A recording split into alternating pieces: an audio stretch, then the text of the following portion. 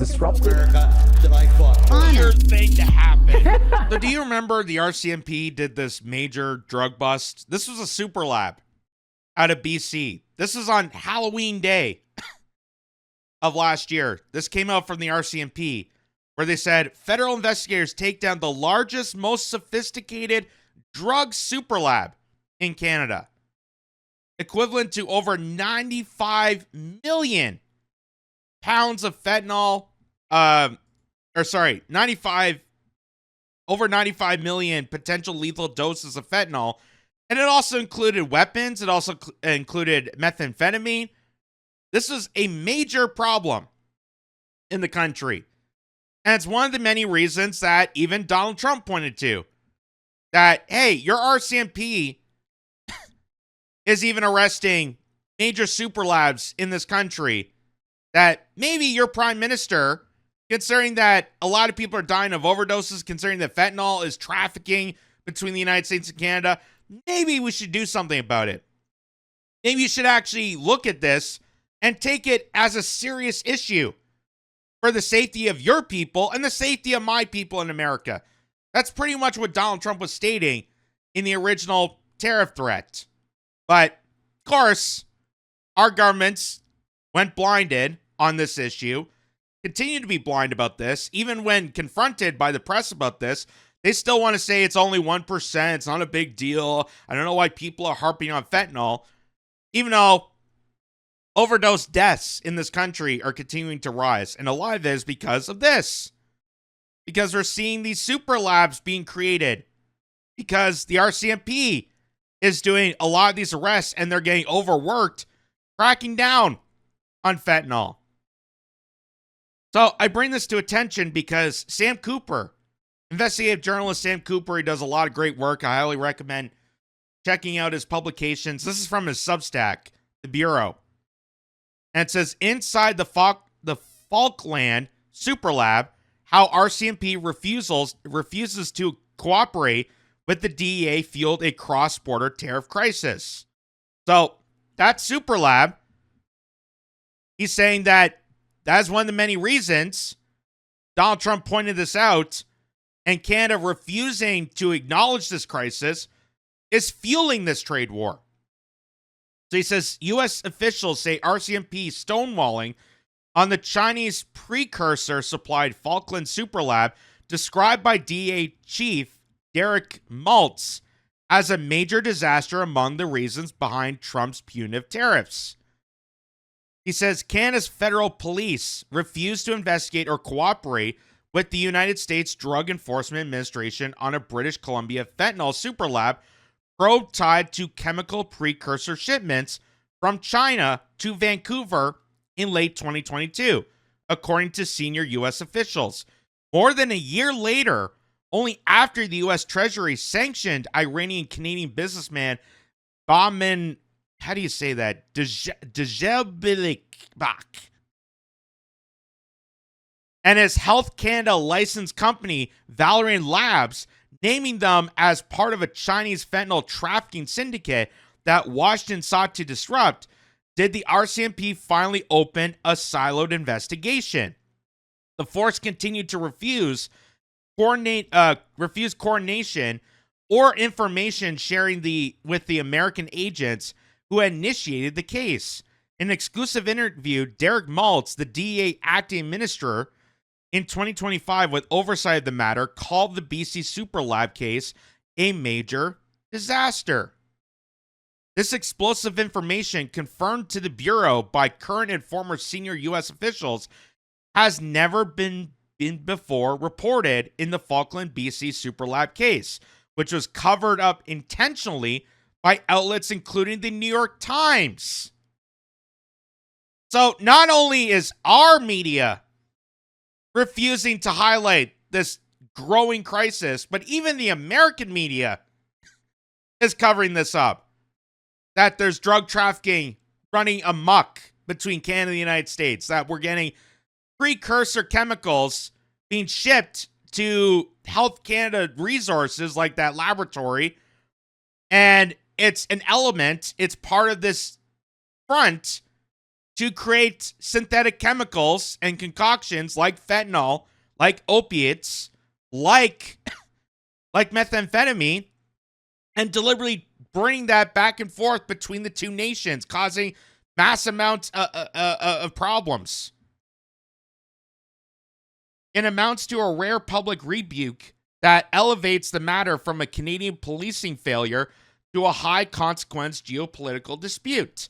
It also helps explain Washington's decision on July 31st to impose 35% tariffs on Canada, reinforcing President Donald Trump's claim that senior officials had warned him Ottawa failed to cooperate or devote significant resources to interdictions against Chinese and Mexican-linked drug trafficking networks, blamed for killing hundreds of thousands of North Americans. 3 weeks ago, in a statement underscoring intelligence tied to the Falkland lab case, the White House said Mexican cartels are increasingly operating fentanyl labs in Canada. It added, Canada-based drug trafficking organizations maintain robust superlabs, mostly in rural and dense areas in Western Canada, some of which can produce 44 to 66 pounds of fentanyl weekly. So, that Superlab that we showed just a second ago had over 95 million lethal doses of fentanyl. Over 95 million. That's almost triple the amount of the national population of Canada. We're about 35 to 40 million, the population of Canada. That's not including all the migrants and whatnot that, that's still up in the air. But as it stands, 35 to 40 million, the population of Canada. That's almost triple the amount. That means that every Canadian can get 2 or 3 doses of this highly, deathly, lethal dose of fentanyl. That is a problem. That is a problem. And the fact that the RCMP, the fact that the Canadian government is not willing to not only bring details to the United States because it's affecting their security, it's affecting their crackdown on illicit drugs, but it's also a failure to us. Because as Canadians, as taxpayers, we're paying to secure people away from illicit drugs, organized crime, syndicates like the Superlab. And they're failing to do that. They're failing to even acknowledge or communicate with our own people. In multiple interviews with senior officials, including Derek Maltz, who retired this year after Mexico carried out an unprecedented wave of extraditions of dozens of cartel leaders to the United States, the Bureau confirmed devastating details of the Falkland Superlab in British Columbia, hidden in the mountainous terrain between Vancouver and Calgary. The case became public only in October 2024 to the surprise of DEA investigators when the RCMP announced it had dismantled what it called the most sophisticated drug laboratory ever uncovered in Canada, capable of producing up to 95 million potential lethal doses of fentanyl. Investigators seized a staggering half-ton of narcotics, 54 kilograms of fentanyl, 390 kilos of methamphetamine, 35 kilos of cocaine, 15 kilos of MDMA, smaller amounts of cannabis, and large quantities of precursor chemicals from China. Police estimated the street value at about $500 million. So this is not just your average, basement apartment in some lowbrow area of your city that's making, little things of meth and cocaine. This is a widely huge organized crime cartel that's making huge amounts of illicit drugs that has not just fentanyl, methamphetamine, cocaine, and other harmful substances that is reaching out to other areas of this country that they're trafficking back and forth between the United States and Canada. Hence why Donald Trump, to give him credit, was the one that pointed this out. And we could have easily done something about it. But again, Canadian politicians, through self-ignorance, I don't know what it is, if they're just wanting these criminal cartel syndicates to continue to run amok because, of course, chaos favors the establishment, and they just continuously ignore this problem. Even when the street value from the police is saying it's $500 million, the RCMP are demanding something be done about this by the federal government. The policings that constantly arresting more and more of these fentanyl plants, they're demanding change. Canadians are demanding change. So what's being done? What's being done? Oh, we got a fentanyl czar looking after the problem. Really? And what has the czar done? What has the czar done to crack down on deathly lethal doses of these chemicals that are going into children?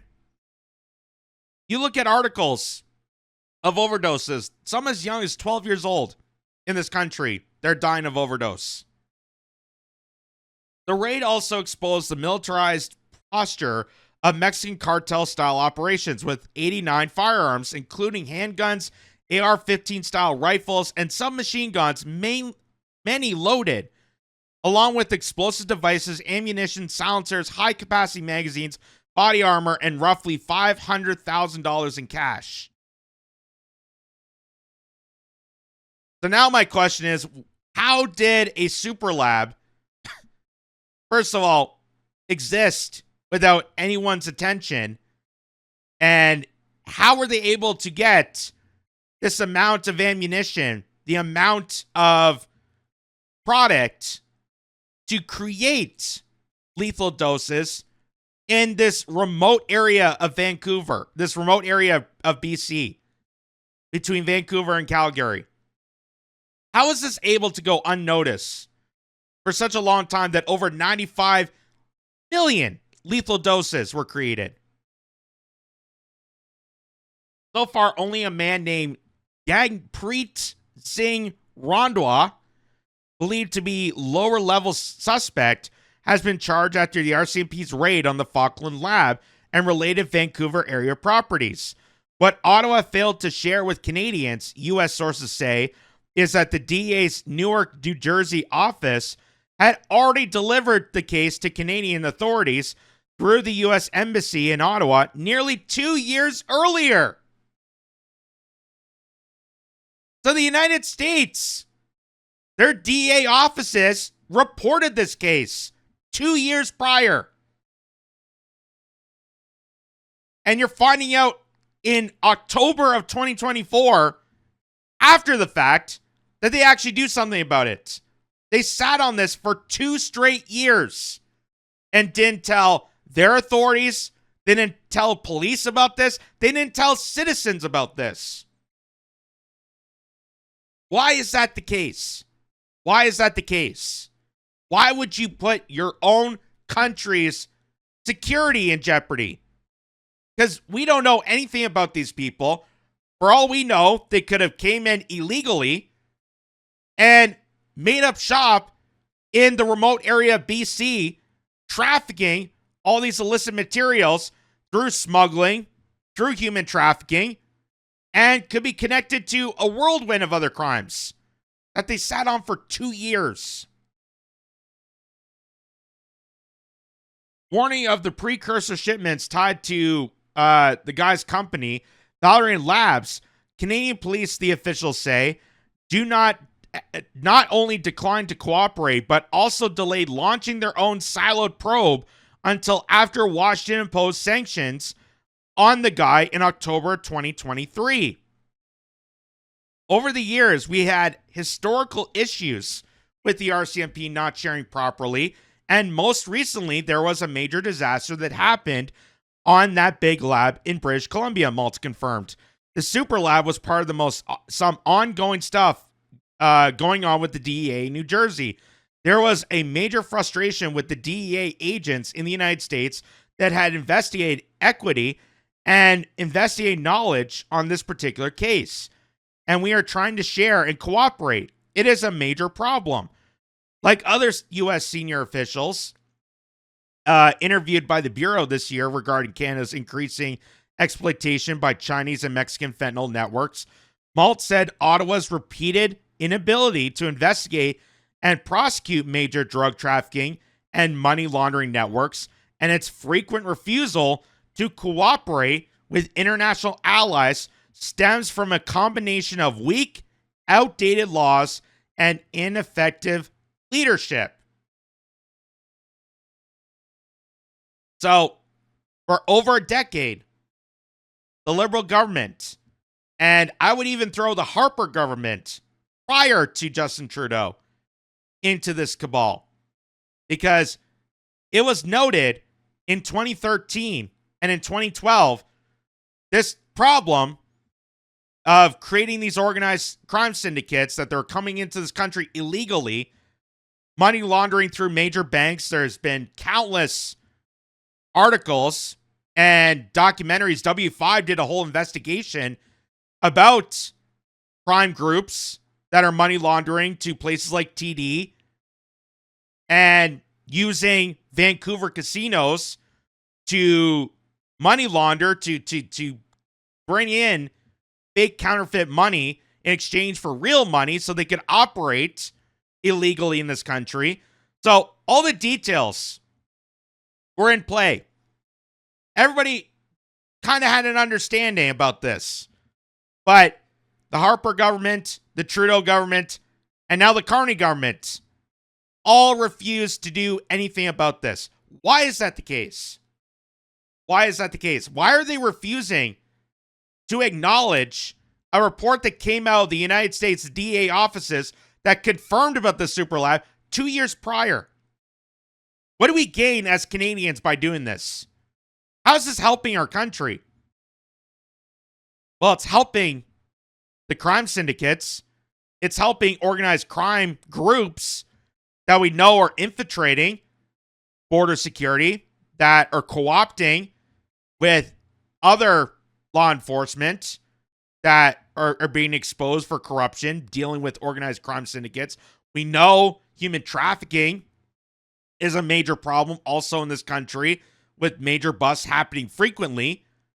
So what exactly does Canada gain in this?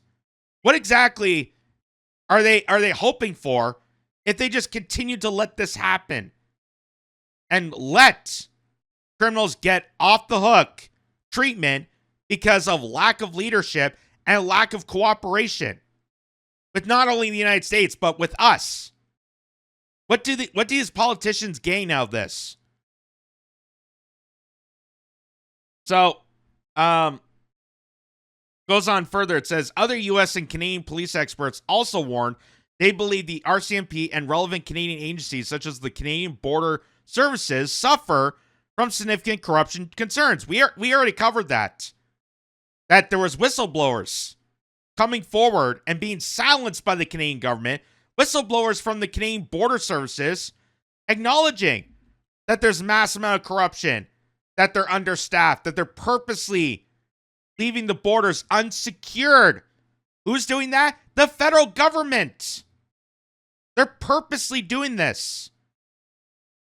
And a whistleblower came forward and acknowledged this in front of the Senate and in front of the Canadian politicians, and all on camera, on national camera, only to be silenced by that federal government. By Mark Carney, by the liberal government. The ones that say they're going to elbows up and we're going to save Canada. We're going to save Canada. We're going to make Canada so great. Silencing a whistleblower who also acknowledged this. It goes down to the basic information sharing, the antiquated laws, that people are not stepping up and not leading the efforts, Malt said of the Falkland Labs case. When I was acting administrator, I met with the current leadership And it was actually sad because these guys came to see me and they want to do the right thing. They said all the right things, but they're so far behind and the laws are so antiquated and so archaic.